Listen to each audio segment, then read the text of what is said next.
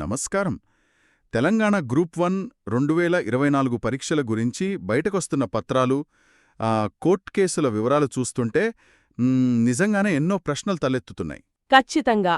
అభ్యర్థులు చేస్తున్న వాదనలు కూడా చాలా బలంగా వినిపిస్తున్నాయి. అవును. ఈనాటి లోతైన విశ్లేషణలో మన ముందున్న డాక్యుమెంట్స్ ఆధారంగా ఒకే ఒక్క అంశం చుట్టూ తిరుగుతున్న అతిపెద్ద మిస్టరీని డీకోడ్ చేయబోతున్నాం. అదే డబుల్ హాల్ టికెట్ వివాదం. డబుల్ హాల్ టికెట్ వినగానికే కొంచెం ఆశ్చర్యంగా ఉంది కదా? అవును గదా. సాధారణంగా ఎవరైనా ఒక పోటీ పరీక్ష రాస్తున్నారంటే వాళ్ల చేతిలో ఉండే హాల్ టికెట్ నంబర్ కేవలం పరీక్ష హాల్లోకి వెళ్లడానికిచ్చే కాగితం మాత్రమే కాదు, అదొక ఐడెంటిటీ, వాళ్ల అర్హతను ట్రాక్ చేసే ఒక పర్మనెంట్ పిన్ నంబర్ లాంటిది. కరెక్ట్, ఒక పాస్వర్డ్ లాంటిది. కానీ ఇక్కడే ఒక అనూహ్యమైన పరిణామం చోటు చేసుకున్నట్లు రికార్డులు చెప్తున్నాయి. ఒకే నోటిఫికేషన్, ఒకే అభ్యర్థి. కానీ ప్రిలిమ్స్ పరీక్ష రాయడానికి ఒక హాల్ టికెట్ నంబర్ ఇస్తే మళ్ళీ మెయిన్స్ పరీక్షకొచ్చేసరికి ఆ పాత నంబర్ తీసేసి పూర్తిగా సరికొత్త హాల్ టికెట్ నంబర్ ఇచ్చారు. ఎగ్జాక్ట్లీ. అసలు ఒక 9 అంకెల సంఖ్యను మధ్యలో మార్చేయాల్సిన అవసరమేమొచ్చింది? ఇది ఎంతటి పరిపాలనాపరమైన గందరగోళాన్ని సృష్టించిందో ఈరోజు చర్చించబోతున్నాం. అసలొక పరీక్ష మధ్యలో ఈ హాల్ టికెట్ల మార్పు వెనుక ఉన్న ప్రాథమిక సమస్య ఏమిటో ముందుగా కాస్త వివరిస్తారా? తప్పకుండా. ఒక వ్యవస్థను దూరం నుంచి చూసినప్పుడు అంతా బాగానే ఉన్నట్లు అనిపిస్తుంది. కానీ డాక్యుమెంట్లను లోతుగా పరిశీలించినప్పుడు ఈ చిన్న మార్పు పారదర్శకతను ఎలా ప్రభావితం చేస్తుందో అర్థమవుతుంది. పబ్లిక్ సర్వీస్ కమిషన్ నిర్వహించే గ్రూప్ 1 లాంటి అత్యున్నత పరీక్షల్లో హాల్ టికెట్ నంబర్ అనేది ఒక ఆడిట్ ట్రైల్ లాగా పనిచేయాలి. ఆడిట్ ట్రైల్ అంటే ఒక రికార్డ్ లాగా అనమాట. అవును. అంటే ఒక అభ్యర్థి మొదటి దశ అయిన ప్రిలిమ్స్ రాశాడా లేదా, అక్కడ్నుంచి మెయిన్స్కి ఎలా వచ్చాడు, చివరికి ఇంటర్వ్యూ లేదా తుది ఎంపిక వరకు అసలు ఎలా చేరుకున్నాడు అని ఏ మూడవ వ్యక్తైనా సరే పరిశీలించడానికున్న ఏకైక ఆధారం ఈ నంబర్ మాత్రమే. అంటే ఒకసారి అభ్యర్థికి కేటాయించిన నంబరనేది మొదటి నుంచి చివరి వరకు మారకుండదు అంటారా? అవును, ఖచ్చితంగా మారకూడదు. ఒకవేళ మారితే ఈ ఆడిట్ ట్రైల్ తెగిపోతుంది కదా. నిజమే. అదే ఇక్కడ ప్రధానంగా కోర్టు పత్రాల్లో మరియు అభ్యర్థుల వాదనల్లో వినిపిస్తున్నమాట. 2024 గ్రూప్ 1లో ఏం జరిగిందంటే, ప్రిలిమ్స్ పాస్ అయిన అభ్యర్థులకు మెయిన్స్ పరీక్ష కోసం పాత హాల్ టికెట్ నంబర్ను పూర్తిగా పక్కన పెట్టేశారు. ఆ పాత నంబర్కి బదులు పూర్తిగా కొత్త నంబర్ను కొత్త సిరీస్తో పేటాయించారు. దీనివల్ల అభ్యర్థుల ప్రాథమిక గుర్తింపు అనేది వ్యవస్థలో కనిపించకుండా పోయింది అనమాట. ఎగ్జాక్ట్లీ. పాత నంబర్కి కొత్త నంబర్కి మధ్య ఉన్న లింక్ పబ్లిక్ డొమైన్లో ఎవరికీ తెలీదు. ఇక్కడే అసలు సందేహాలు మొదలైనట్లున్నాయి. అభ్యర్థుల నోట్స్ గమనిస్తే ఇలా నంబర్ మార్చడం వల్ల ప్రిలిమ్స్ పరీక్ష రాయకుండానే కొందరు నేరుగా మెయిన్స్ రాశారా అన్న అనుమానాలు బలంగా వ్యక్తమయ్యాయి కదా. అవును. ఈ బ్యాక్డోర్ ఎంట్రీలకు అవకాశం కల్పించడానికే ఈ పద్ధతి తెచ్చారా అని వాళ్లు ప్రశ్నిస్తున్నారు. వెబ్సైట్లో లాగిన్ అవ్వాలన్నా, చివరికి సర్టిఫికేట్ వెరిఫికేషన్ ప్రక్రియకు వెళ్లాలన్నా కేవలం ఈ కొత్త మెయిన్స్ హాల్ టికెట్ నంబర్ను మాత్రమే పరిగణనలోకి తీసుకోవడం ఈ అనుమానాలను మరింత పెంచింది. అసలు నోటిఫికేషన్ ఇచ్చినప్పుడు నిబంధనావళిలో ఎక్కడా కూడా ఈ 2 హాల్ టికెట్ల విధానం ఉంటుందని కనీస ప్రస్తావన లేదు కదా. మరి ఒక రాజ్యాంగబద్ధమైన సంస్థ ఇలా నోటిఫికేషన్లో లేని విధంగా నెంబర్లు ఎందుకు మార్చిందో డాక్యుమెంట్లలో ఏమైనా వివరణ ఉందా? డాక్యుమెంట్లలో టీఎస్పీఎస్సీ కోర్టు ముందు ఉంచిన వాదన స్పష్టంగా రికార్డయ్యుంది. వాళ్లు చెప్పిన ప్రధాన కారణం పరిపాలనా సౌలభ్యం. అడ్మినిస్ట్రేటివ్ కన్వీనియన్స్ అంటారా? అవును. మెయిన్స్ పరీక్షలు రాష్ట్రం మొత్తం కాకుండా కేవలం జీహెచ్ఎంసీ పరిధిలో మాత్రమే జరుగుతున్నాయి. కాబట్టి ఇతర జిల్లాల కోడ్లు, సెంటర్ కోడ్ల గందరగోళం లేకుండా ఉండటానికి ఒక కొత్త సిరీస్ ఇవ్వడం సులభం అని కమిషన్ వాదించింది. ఓకే.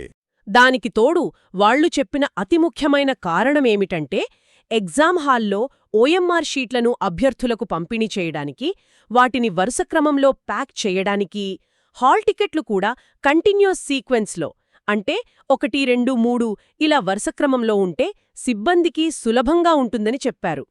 గతంలో 2011లో కూడా ఉమ్మడి రాష్ట్రంలో ఉన్నప్పుడు ఇలాగే చేశామని ఒక ఉదాహరణ కూడా ఇచ్చారు. ఒక్క నిమిషం, ఇక్కడొక డౌటొస్తోంది. ఈ ఓఎంఆర్ షీట్లను వరుసక్రమంలో పంపిణీ చేయడానికి కొత్త హాల్ టికెట్లు అవసరం అని చెప్పడం పైకి వినడానికి లాజికల్గానే అనిపిస్తోంది కదా. వందలాది మందికి పేపర్లు పంచేటప్పుడు నంబర్లు వరుసగా ఉంటే ఇన్విజిలేటర్లకు ఈజీగానే ఉంటుంది. ఇందులో తప్పేముంది? అభ్యర్థులు దీన్ని ఎందుకంత బలంగా వ్యతిరేకిస్తున్నారు? ఇక్కడే మనం డాక్యుమెంట్లలో ఉన్న ఆ సాంకేతిక అంశాలను చాలా నిశితంగా గమనించాలి.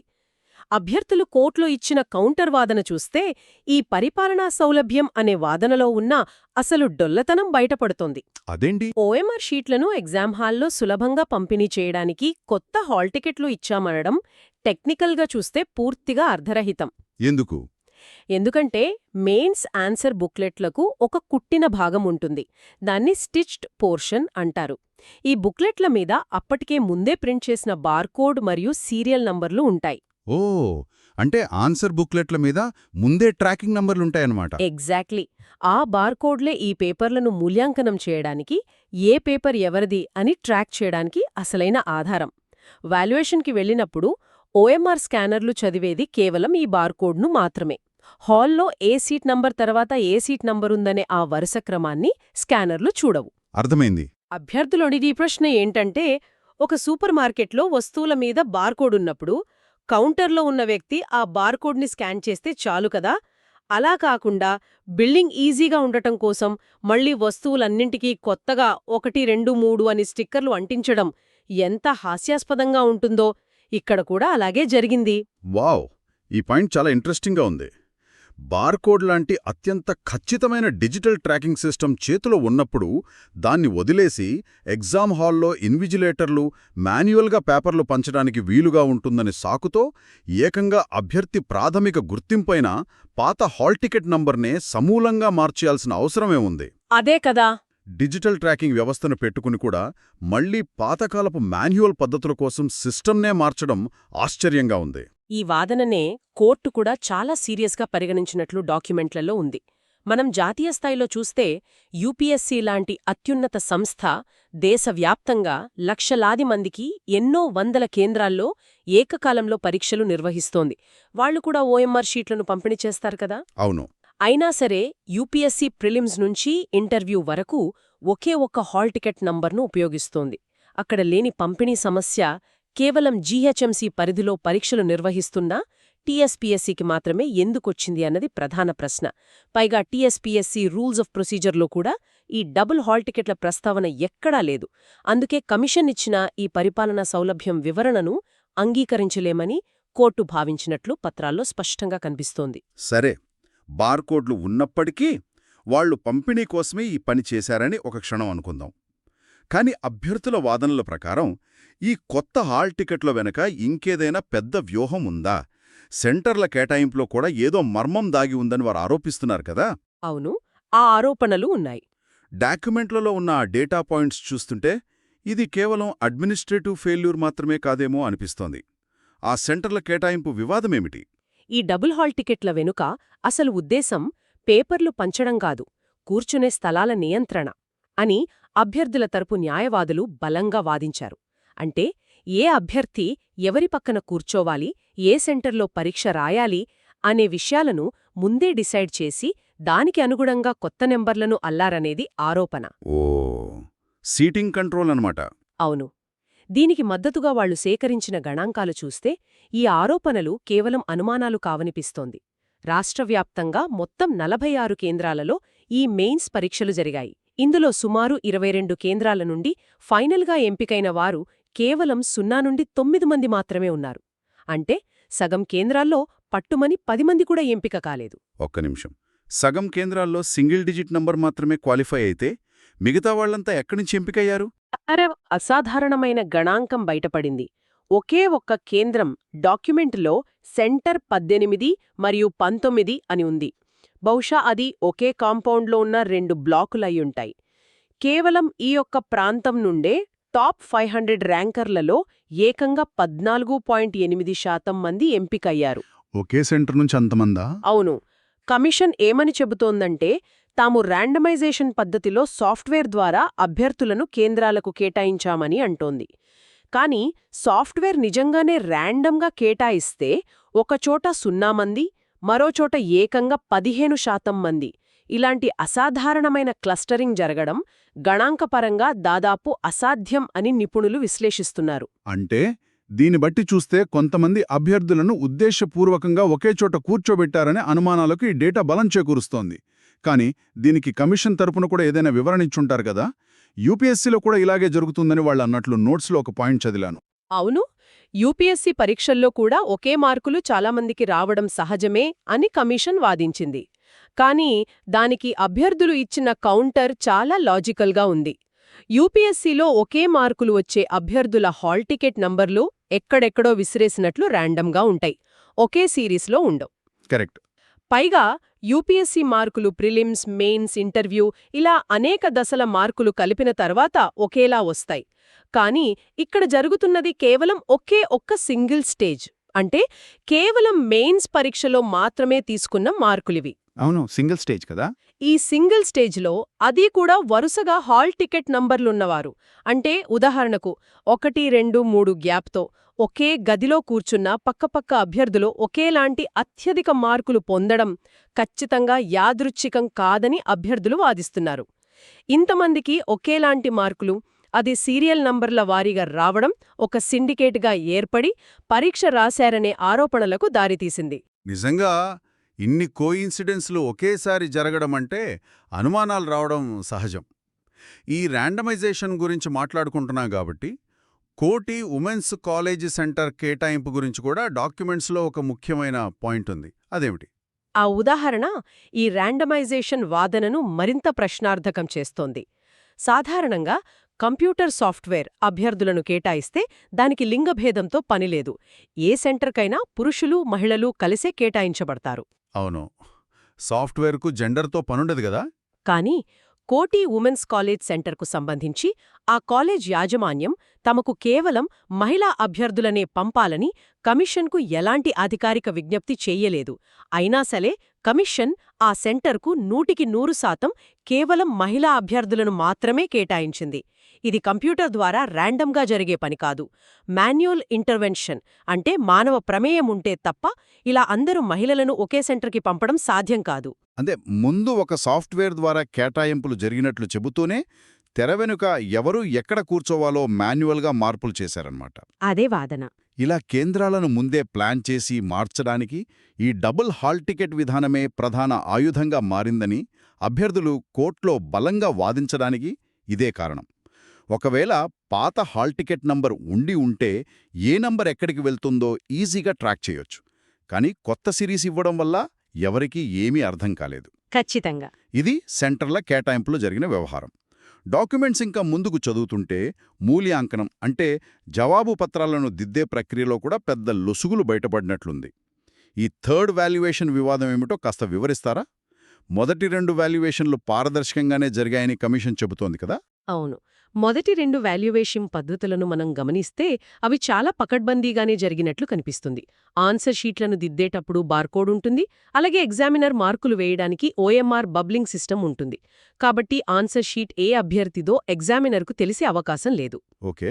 మొదటి ఎగ్జామినర్ దిద్దిన తర్వాత ఆ మార్కులు రెండో ఎగ్జామినర్కు కూడా తెలియకుండా జాగ్రత్త పడ్డారు. ఇక్కడి వరకు అంద బాగానే ఉంది. కానీ అసలు సమస్య 3వ వాల్యుయేషన్ దగ్గరొచ్చింది. అసలు 3వ వాల్యుయేషన్కి వెళ్లాల్సిన అవసరం ఏంటి? నిబంధనలు ఏం చెప్తున్నాయి? నిబంధనల ప్రకారం మొదటి ఎగ్జామినర్ వేసిన మార్కులకు రెండవ ఎగ్జామినర్ వేసిన మార్కులకు మధ్య 15% కన్నా ఎక్కువ వ్యత్యాసం వస్తే ఆ పేపర్ను ఖచ్చితంగా 3వ వాల్యుయేషన్కు పంపుతారు. ఈ పద్ధతి మంచిదే. కానీ ఈ 3వ వాల్యుయేషన్ నిర్వహించిన తీరులోనే ఒక పెద్ద లోపం బయటపడింది. ఏంటది? 3వ వాల్యుయేషన్ కోసం వాడిన ఫారంలో ముందే ప్రింట్ చేసిన బార్కోడ్ లేదు. అంతేకాదు, మార్కులను పెన్సిల్ లేదా పెన్తో బబుల్ చేయడానికి OMR విధానమే లేదు. కేవలం మాన్యువల్గా నంబర్లు వేయడానికి మాత్రమే అందులో అవకాశం ఉంది. ఇది చాలా విచిత్రంగా ఉంది. మొదటి 2 దశల్లో అంత కట్టుదిట్టంగా OMR బార్కోడ్ వాడినప్పుడు అత్యంత కీలకమైన టైబ్రేకర్ అయిన 3వ వాల్యుయేషన్కొచ్చేసరికి అసలు ఆ విధానాన్నే ఎందుకు పక్కన పెట్టేశారు? దీనికి కమిషన్ ఏమైనా వివరణ ఇచ్చిందా? కమిషన్ ఇచ్చిన సమాధానమేమిటంటే 3వ వాల్యుయేషన్ అవసరమైనప్పుడు ఆ ఫారం మీద మాకు మేమే ఒక బార్కోడ్ షీట్ అంటిస్తాము అని చెప్పారు. నిపుణులు దీన్ని తీవ్రంగా తప్పుబడుతున్నారు.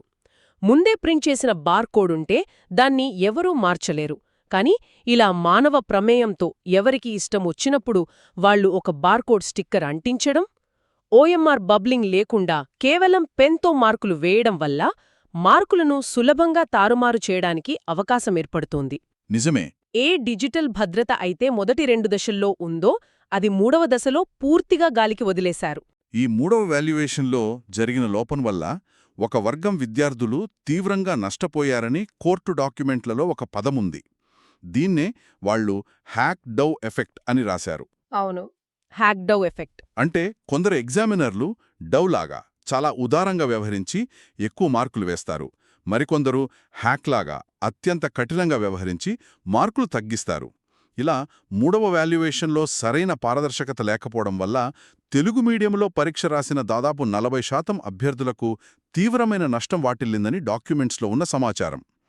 ప్రిలిమ్స్లో లక్షలాది మందిని దాటుకొని వచ్చిన అభ్యర్థులు తీరా మెయిన్స్కు వచ్చేసరికి ఈ కఠినమైన లోపభూయిష్టమైన మూల్యాంకనం వల్ల రేసులోంచి బయటకు వెళ్ళిపోయారు. కరెక్ట్. ఈ డాక్యుమెంట్లు, కోర్టు పత్రాలన్నీ ఒకసారి కలిపి చూస్తే ఈ మొత్తం వ్యవహారం మనకు స్పష్టంగా అర్థమవుతుంది. అభ్యర్థులు వాదిస్తున్నట్లు డబుల్ హాల్ టికెట్ అనేది కేవలం ఒక చిన్న పరిపాలనాపరమైన నిర్ణయం మాత్రమే కాదు, అదొక సిస్టమిక్ చైన్ రియాక్షన్కి దారితీసింది. అవును, చైన్ రియాక్షనే. ఆడిట్ ట్రయల్ లేకపోవడం, ఆన్సర్ బుక్లెట్ల మీద డిజిటల్ బార్కోడ్లు ఉండి కూడా కేవలం పేపర్లు పంపిణీ చేయడం అనే నెపంతో కొత్త నంబర్ల సిరీస్ తీసుకురావడం ఇదొకెత్తు. ఆ తర్వాత ఒకే కేంద్రం నుంచి అసాధారణ స్థాయిలో 15% మంది ఎంపిక కావడం. ఇక ఆఖరుగా అత్యంత కీలకమైన మూడవ వాల్యుయేషన్లో కనీస బార్కోడ్ విధానం పాటించకుండా మాన్యువల్గా మార్కులు వేయడం. ఇవన్నీ విడివిడి సంఘటనలుగా చూడలేము. ఇవన్నీ కలిసి అభ్యర్థులలో అనేక అనుమానాలకు తావిచ్చాయి. అంటే ఇదంతా చూస్తుంటే టెక్నాలజీ అనేది ఎప్పుడైనా మనుషులు చేసే తప్పులను సరిదిద్దడానికి, వ్యవస్థలో పారదర్శకతను పెంచడానికి వాడతాం. అందుకే కదా బార్కోడ్లు, ఓఎంఆర్ స్కానర్లు తెచ్చింది. ఖచ్చితంగా. కానీ విచిత్రమేమిటంటే ఇక్కడ ఆ సాంకేతిక రక్షణలను పక్కన పెట్టి మళ్లీ పాతకాలపు మాన్యువల్ ఎంట్రీలు, డబుల్ హాల్ టికెట్లు వంటి సమాంతర వ్యవస్థలను సృష్టించడం వల్ల ఈ సమస్యలన్నీ వచ్చాయి. బహుశా భవిష్యత్తులో ప్రభుత్వ ఉద్యోగాల నియామకాలలో ఎక్కడా ఏ దశలోనో మనుషుల ప్రమేయం లేకుండా పూర్తిగా ఆర్టిఫిషియల్ ఇంటెలిజెన్స్ మరియు బ్లాక్చైన్ లాంటి అత్యాధునిక టెక్నాలజీతో మాత్రమే పరీక్షలు నిర్వహిస్తే ఎలా ఉంటుంది? అదొక మంచి ఆలోచన. కనీసం అప్పుడైనా ఆడిట్ ట్రేల్ అనేది ఎవరూ చెరపలేని విధంగా ఉంటుందేమో అన్నది నిజంగా ఆలోచించాల్సిన విషయం. మరో ఆసక్తికరమైన అంశంతో మళ్ళీ కలుద్దాం.